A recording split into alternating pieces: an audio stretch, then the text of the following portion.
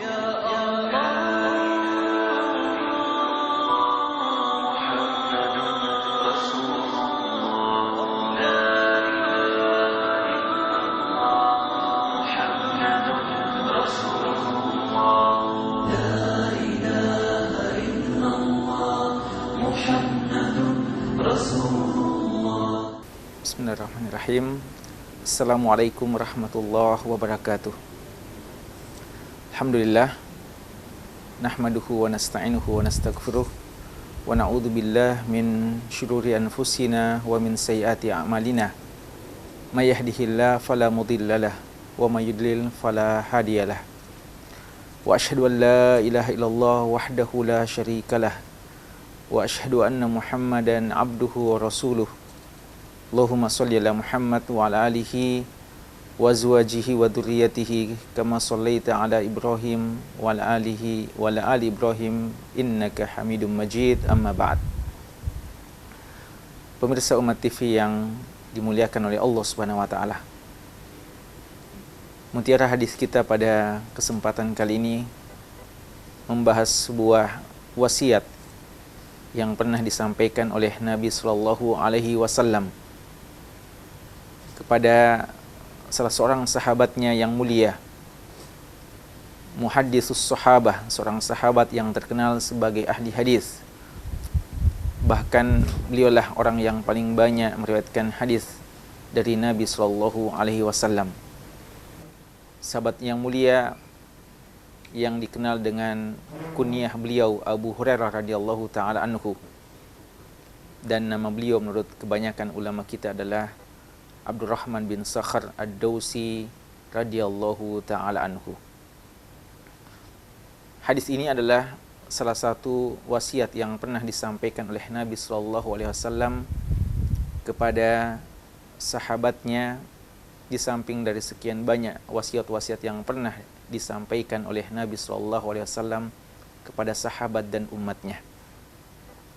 Walaupun wasiat ini kelihatannya secara khusus disampaikan kepada sahabat yang mulia ini, kepada Abu Hurairah radhiyallahu taala anhu, namun ketika Abu Hurairah radhiyallahu anhu menyampaikan hadis ini kepada umat secara keseluruhan, maka ini menunjukkan bahwa wasiat ini juga perlu untuk kita perhatikan dan perlu untuk juga kita amalkan sebagaimana telah diamalkan dengan baik oleh Abu Hurairah radhiyallahu taala anhu. Wasiat ini telah diriwayatkan oleh para ulama-ulama hadis, di antaranya dua imam ahli hadis, Al-Imam Al-Bukhari dan Imam Muslim rahimahumallahu taala, dalam kedua kitab sahih mereka. Imam Bukhari dan Imam Muslim meriwayatkan bahwasanya Abu Hurairah radhiyallahu taala anhu berkata, "Awsani khalili bisalasin." Kekasihku, yaitu Rasulullah SAW, khalilku, telah mewasiatkan kepadaku tiga hal atau tiga perkara. La ada'uhunna hatta amut. Kata Abu Hurairah radhiyallahu taala anhu, tiga wasiat yang telah disampaikan oleh Nabi SAW ini tidak aku pernah tinggalkan hingga aku meninggal dunia. Apa ketiga wasiat tersebut? Beliau radhiyallahu taala anhu mengatakan, yang pertama adalah siyam salasa ayyam min kulli syahr. Melaksanakan puasa 3 kali dalam sebulan atau 3 hari dalam sebulan, dalam setiap bulan yang ada. Yang kedua kata beliau adalah wa raka'atain min salati duha. 2 rakaat salat duha. Dan yang ketiga adalah wa naumin ala witr, melaksanakan solat witir sebelum tidur pada malam harinya. Ini 3 wasiat yang disampaikan oleh Nabi sallallahu alaihi wasallam kepada Abu Hurairah radhiyallahu taala anhu. Mari kita lihat beberapa penjelasan tentang 3 wasiat ini. Abu Hurairah radhiyallahu taala anhu mengatakan, "Ausani khalili bisalas." Khalilku, kekasihku telah berkata atau telah berwasiat kepadaku. Abu Hurairah radhiyallahu anhu menamakan Nabi SAW sebagai Khalil. Dan Khalil, sebagaimana penjelasan para ulama kita, diantaranya adalah Imam Ibn Qayyim Al-Jauziyah rahimahullahu ta'ala dalam kitab beliau Raudatul Muhibbin wa Nuzhatul Mushtaqin. Al-Khalil berasal dari kata-kata Al-Khullah, dan Al-Khullah itu tingkatannya lebih tinggi daripada sekedar Al-Mahabbah. Kalau orang yang kita cintai kadang kita katakan sebagai Habib, orang yang saya cintai. Tapi Khalil dalam bahasa Arab dan dalam pengertian syariat itu tingkatannya jauh lebih tinggi daripada sekedar Habib. Dan ini bisa kita pahami dari firman Allah Subhanahu wa taala dan sabda Nabi Muhammad SAW. Sebagai contoh, Allah Subhanahu wa taala mengatakan dalam Al-Qur'an, "Wattakhadallahu Ibrahima khalila." Dan Allah telah mengangkat Nabiullah Ibrahim sebagai khalilnya, sebagai kekasihnya. Dan tidak kita dapatkan dalam Al-Quran Allah Subhanahu wa ta'ala mengangkat seseorang menjadi khalilnya kecuali Nabiullah Ibrahim alaihissalam. Adapun Habib yang Allah Subhanahu wa ta'ala cintai, begitu banyak dalam Al-Quran Allah katakan yuhibbut tawwabin wa yuhibbul mutatahhirin, yuhibbul muhsinin, dan ayat-ayat yang semacam dengan ini yang menunjukkan bahwa Allah telah mencintai beberapa amalan-amalan hambanya dan hamba-hambanya yang melakukan ketaatan kepadanya. Namun kata-kata Khalil tidak diucapkan kecuali kepada Nabiullah Ibrahim alaihissalam. Dan dalam hadis Nabi SAW, Nabi SAW pernah menegaskan dalam riwayat Imam Muslim dan yang lainnya, walau kuntu muttakhidan khalilan min ahli al-ardi lattakhadtu ibn Abi Quhafa khalila walakin sahibukum hada khalilullah. Seandainya boleh, kata Nabi SAW, saya mengangkat dari penduduk bumi ini seorang khalil, maka tentu yang akan saya angkat sebagai khalilku, kekasihku, adalah Ibn Abi Quhafa, yang beliau maksudkan adalah sahabat yang mulia Abu Bakar radhiyallahu ta'ala anhu. Akan tetapi kata Nabi SAW, aku ini sahabat, wahai sahabatku, aku ini adalah Khalilullah, kekasihnya Allah Subhanahu wa ta'ala. Dari hadis ini kita bisa pahami bahwa Nabi SAW adalah orang kedua yang Allah angkat sebagai khalilnya, dan cuma dua saja dari hamba Allah yang Allah angkat sebagai khalilnya. Dan Nabi SAW seandainya boleh mengangkat seorang dari sahabatnya, seorang dari umatnya sebagai khalil, maka cuma satu yang beliau akan angkat, yaitu Abu Bakar radhiyallahu ta'ala anhu. Nabi SAW telah banyak mengatakan bahwa beliau mencintai sahabatnya. Beliau pernah mengatakan kepada Abu Dar dan kepada Mu'ad bin Jabal, kepada Abdurrahman bin Samurah dan beberapa sahabat yang lain, inni uhibbukum fillah, aku mencintaimu karena Allah. Beliau mencintai sebagian sahabatnya, tapi tidak ada seorang pun di antara mereka yang beliau angkat sebagai khalil, karena khalil memang tingkatannya sangat tinggi. Namun yang menarik di sini, Abu Hurairah radhiyallahu ta'ala anhu mengatakan bahwa khalilku Nabi SAW telah berwasiat kepadaku. Artinya bahwa walaupun Nabi SAW tidak mengangkat Abu Hurairah sebagai khalil, tapi Abu Hurairah radhiyallahu anhu sendiri menganggap Nabi SAW adalah kekasihnya, yaitu lebih tinggi dari sekadar sebagai seorang habib. Dan ini menunjukkan besarnya kecintaan Abu Hurairah radhiyallahu anhu kepada Nabi SAW. Beliau mengatakan, Nabi SAW telah berwasiat kepadaku dengan 3 wasiat. Dan seorang hamba Allah, pengikut Nabi SAW yang cinta kepada Nabi SAW, ketika mendengarkan wasiat Nabi SAW, tentu dia akan memperhatikannya dan akan berupaya untuk melaksanakannya dengan baik. Apalagi jika wasiat itu disampaikan secara khusus kepada kita. Oleh karenanya Abu Hurairah radhiyallahu anhu mengatakan, la ada'uhunna hatta amut.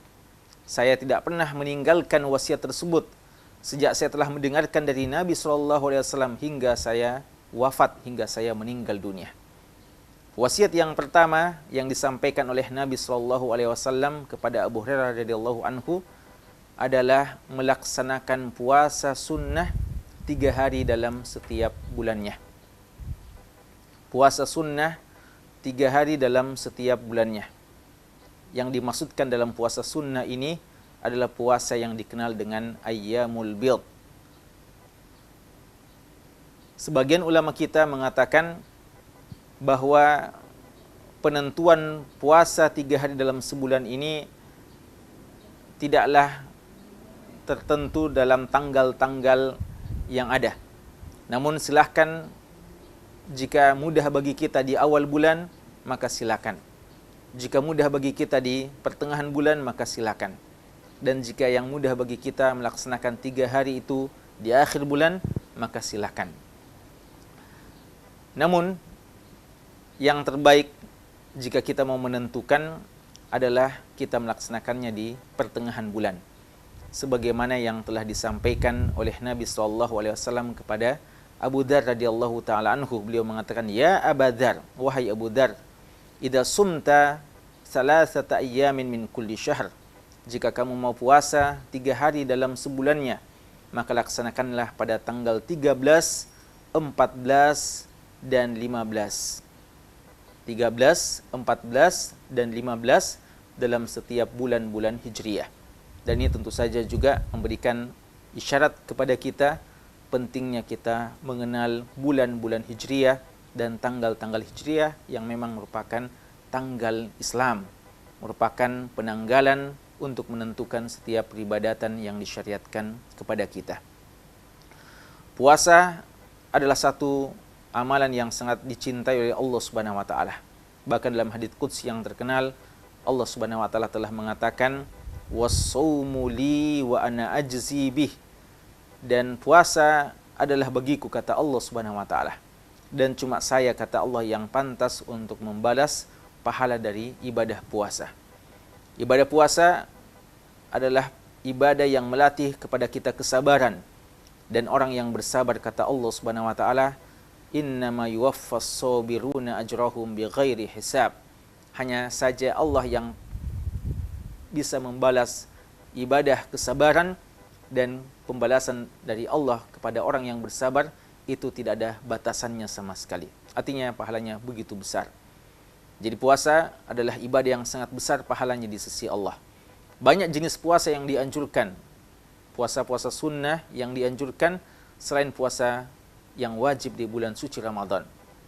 Namun sebagai bentuk pelatihan, sebelum kita melaksanakan puasa Senin Kamis, atau yang lebih afdal dari itu semuanya, itu puasa Nabi Daud alaihissalam, maka di antara puasa sunnah yang ringan, yang sepantasnya seorang muslim melatih dirinya untuk membiasakannya, adalah melaksanakan puasa 3 hari dalam sebulan, sebagaimana yang disampaikan oleh Nabi SAW dalam hadis kita ini. Puasa 3 hari dalam sebulan. Pesan yang kedua adalah, kata Nabi SAW, beliau mewasiatkan kepada Abu Hurairah radhiyallahu anhu untuk melaksanakan solat duha sebanyak 2 rakaat. Solat duha setiap paginya sebanyak 2 rakaat. Solat duha adalah salah satu solat yang disunnahkan. Memang benar, Nabi kita SAW, sebagaimana yang diceritakan oleh Ummu Hani dan Aisyah radhiyallahu taala anhuma, bahwa Nabi SAW tidak merutinkan solat duha bagi diri pribadi beliau. Namun begitu banyak hadis-hadis yang Nabi SAW sabdakan, ucapkan, memotivasi umatnya untuk melaksanakan solat duha. Dan Nabi SAW dalam periwayatan Imam Muslim telah menyifatkan solat duha sebagai solatnya orang-orang yang suka bertobat kepada Allah Subhanahu wa taala. Salatul awwabin hina tarmadu al-fisal. Solatnya orang yang banyak bertobat adalah solat pada saat onta sudah kepanasan. Dan ini menunjukkan bahwa solat duha yang afdal adalah ketika sudah meninggi matahari dan matahari sudah cukup terik. Pada saat itulah solat duha lebih afdal daripada waktu yang lainnya. Solat duha ini diceritakan dalam beberapa hadis, yang diantaranya hadis yang juga diriwayatkan Imam Muslim dari sahabat Abu Dzar radhiyallahu taala anhu, ketika Nabi SAW menyebutkan bahwa seluruh sendi-sendi dari tubuh manusia ini seharusnya bersedekah. Semua anggota tubuh kita ini seharusnya bersedekah. Lalu Nabi SAW mengatakan bahwa sedekah yang kita lakukan dari semua sendi kita yang ada ini bisa diwakili hanya dengan melaksanakan solat duha 2 rakaat. Solat duha adalah solat yang baik untuk dikerjakan, dibiasakan oleh seorang muslim. Jumlahnya yang terbanyak adalah 8 rakaat. Dan Nabi SAW juga pernah melaksanakan 12 rakaat. Tapi jika kita mau melatih diri kita melakukan kebiasaan yang baik, maka tidak mengapa kita mulai dengan 2 rakaat. Dan jika kita konsisten dan rutin melaksanakannya, maka ini insya Allah sesuatu yang terbaik. Karena Nabi SAW mengatakan, afdalu a'mal ilallah wa ahabbul a'mal ilallah adwamuha wa inqal. Amalan yang dicintai oleh Allah adalah amalan yang kontinu, rutin dilaksanakan walaupun hanya sedikit. Dan inilah yang dipesankan oleh Nabi SAW. Beliau memesankan hal yang minimal kepada Abu Hurairah radhiyallahu anhu, cukup 2 rakaat. Namun jika konsisten dikerjakan, maka insya Allah pahalanya begitu besar di sisi Allah Subhanahu wa taala. Yang ketiga, wasiat yang terakhir yang disampaikan oleh Nabi SAW kepada Abu Hurairah radhiyallahu anhu adalah wa naumin ala witr. Dalam lafaz yang lain, wa an utira qabla an arquda. Beliau memesankan kepada saya untuk melaksanakan solat witir sebelum saya tidur. Solat witir adalah penyempurna dari solat tahajud. Solat witir adalah solat yang ganjil jumlahnya. Karena witir artinya ganjil. Solat witir ini adalah solat yang sangat ditekankan. Bahkan sebagian ulama kita menganggap dia adalah suatu kewajiban. Walaupun yang roji insya Allah, solat witir tidak sampai wajib, namun hukumnya sunnah muakkadah. Nabi SAW kadang membiarkan Aisyah radhiyallahu anha tidur di depannya pada saat beliau melaksanakan solat. Ketika Nabi SAW bangun tengah malam solat tahajud dan Aisyah radhiyallahu anha masih tertidur, beliau membiarkannya. Tapi menjelang solat witir beliau membangunkannya karena begitu pentingnya solat witir. Solat witir ini solat yang dikerjakan di tengah malam, itu yang afdal. Dia adalah penutup dari solat tahajud kita. Dia afdal dikerjakan di akhir malam. Allah mengatakan, wa minal laili fatahajjad bihi nafilatan lak. Tahajud afdal dikerjakan setelah kita tertidur atau setelah kita tidur lalu kita terjaga bangun untuk melaksanakan peribadatan di tengah malam hari atau di akhir malam untuk mendekatkan diri kepada Allah. Namun kadang ada di antara kita kaum muslimin merasa berat untuk bangun tengah malam, atau dia merasa berat, sulit melaksanakan sholat di akhir malam. Mungkin sebagian kaum muslimin kebiasaannya nanti bangun menjelang atau pada saat azan subuh. Maka untuk orang yang seperti itu ada alternatif yang diberikan oleh Nabi SAW, sebagaimana yang beliau ajarkan kepada sahabatnya Abu Hurairah radhiyallahu taala anhu, yaitu melaksanakan sholat witir sebelum dia tidur. Karena dikhawatirkan jika kita belum terbiasa akan luput dari kita keutamaan sholat witir. Kita tidur lalu belum melaksanakan sholat witir, lalu ternyata juga kita terlambat bangun sehingga luput dari kita kemuliaan yang besar ini. Mungkin ada yang bertanya, kenapa Abu Hurairah radhiyallahu anhu tidak dianjurkan oleh Nabi SAW melaksanakan sholat witir di akhir malam sebagaimana sahabat-sahabat yang lainnya? Atau dia adalah hal yang lebih utama, kenapa Nabi SAW tidak memesankan dengan pesan yang lebih afdal untuk Abu Hurairah radhiyallahu ta'ala anhu? Sebagian ulama kita menjelaskan bahwa Nabi SAW memesankan kepada Abu Hurairah dengan pesan ini karena beliau tahu bahwa Abu Hurairah radhiyallahu anhu adalah seorang yang menghabiskan waktunya pagi dan malam hari untuk menuntut ilmu dan menyebarkan ilmu. Boleh jadi malam beliau manfaatkan lebih banyak untuk muzakarah, mengulang-ulangi hadis-hadis yang telah beliau dengarkan dari Nabi SAW. Maka tidak mengapa bagi seorang penuntut ilmu yang menghabiskan waktunya untuk melakukan mudzakarah atau mengulang-ulangi pelajarannya atau mengulang-ulangi hadis yang dihafalkannya, dia melaksanakan sholat witir hanya sekedar 3 rakaat atau bahkan mungkin 1 rakaat, dan itu pun dikerjakan sebelum dia tidur.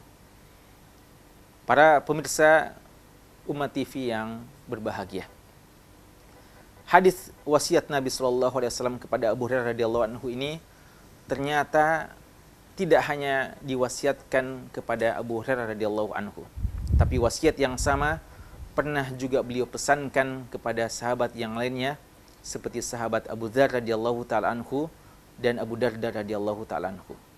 Yang menarik, yang mungkin perlu untuk dipertanyakan, kalau kita perhatikan di sini hanya ada 3 wasiat.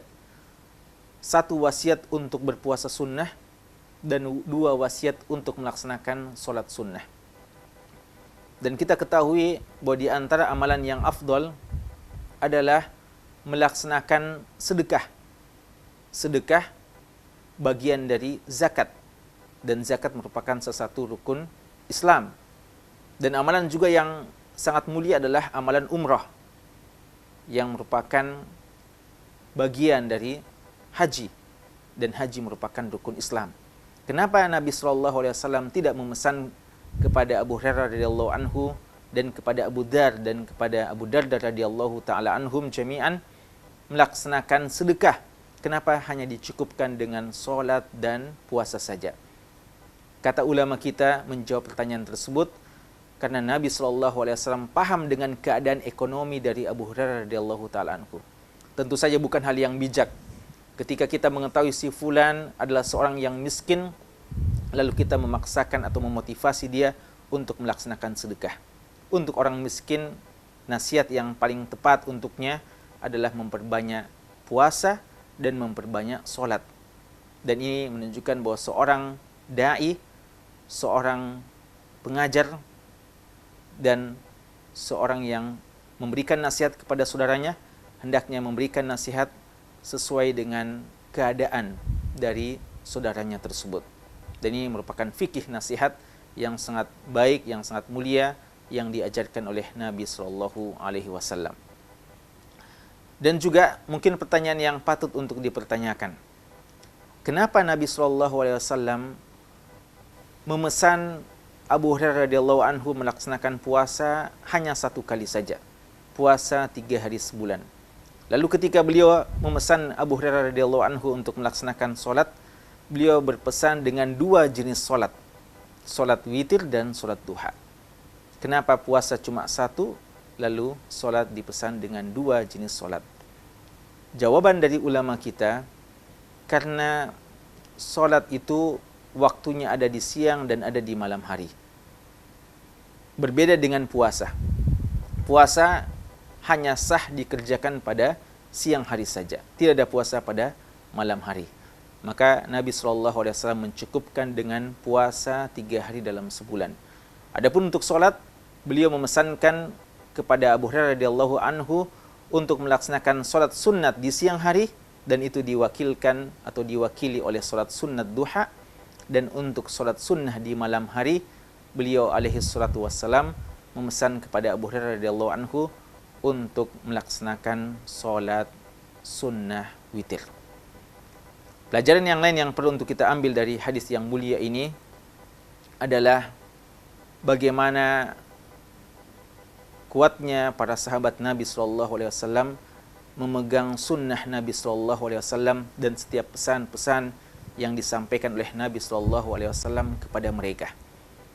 Nabi SAW memesan kepada Abu Hurairah dengan pesan ini. Sekali saja beliau berpesan, Abu Hurairah radhiyallahu anhu telah berazam untuk tidak pernah meninggalkan pesan tersebut walaupun sekali. Dan ini mirip dengan apa yang pernah terjadi pada sahabat-sahabat yang lainnya. Di antaranya Umar bin Abi Salamah radhiyallahu taala anhuma, ketika beliau masih kecil, dalam usia yang sangat kecil waktu itu, makan bersama Nabi SAW, dan ternyata cara makan beliau tidak benar. Lalu Nabi SAW ajarkan kepada beliau, ya gulam samillah wa kul biyaminik wa kul mimma yalik. Wahai anak kecil, Jika makan, ucapkan basmalah, pakai tangan kanan dan makan yang dekat-dekat. Umar bin Abi Salamah ketika mendengarkan pesan tersebut, beliau langsung mengatakan, "Fama zalat tilka ta'mati ba'd." Sejak saya mendengarkan pesan dan peringatan Nabi SAW, maka sejak itu begitulah cara saya makan ketika makan bersama Nabi SAW. Bahkan setiap saya makan selalu melaksanakan pesan dari sunnah dari Nabi Muhammad SAW. Dan inilah yang patut menjadi syiar seorang muslim, bahwa kapan dia mendengarkan hadis Nabi SAW, dia siap mendengarkannya dengan baik, lalu melaksanakannya dengan sekuat tenaga dan istiqamah terhadap sunnah tersebut. Hadirin sekalian, para pemirsa umat TV yang berbahagia, mari kita melaksanakan pesan yang mulia ini. Pesan yang minimal bagi seorang muslim untuk dibiasakan dalam setiap harinya, melaksanakan sholat sunnah duha dan sholat sunnah witir, dan melaksanakan puasa 3 hari dalam setiap bulannya. Inilah yang kita bahas untuk kesempatan kali ini.